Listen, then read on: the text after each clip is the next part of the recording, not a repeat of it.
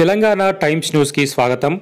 మాజీ పీసీసీ అధ్యక్షుడు, మాజీ మంత్రి, కాంగ్రెస్ సీనియర్ నేత డి శ్రీనివాస్ పార్థివ దేహానికి తెలంగాణ సీఎం రేవంత్ రెడ్డి నివాళులు అర్పించారు.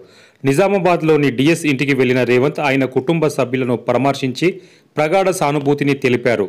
కాంగ్రెస్ పార్టీతో డిఎస్కు ఉన్న సంబంధాలను రేవంత్ రెడ్డి పంచుకున్నారు. సోనియా, డిఎస్ మధ్య సాన్నిహిత్యాన్ని గుర్తు చేశారు. తెలంగాణ ఏర్పాట్లో డిఎస్ పాత్ర మరవలేనిదని ఆయన తెలియజేశారు. కాంగ్రెస్ సీనియర్ నేత నిన్న గుండెపోటుతో కన్నుమూశారు. ఇవాళ ఆయన అంత్యక్రియలు నిజామాబాద్ జిల్లాలోని ఆయన స్వగ్రామంలో నిర్వహించబోతున్నారు.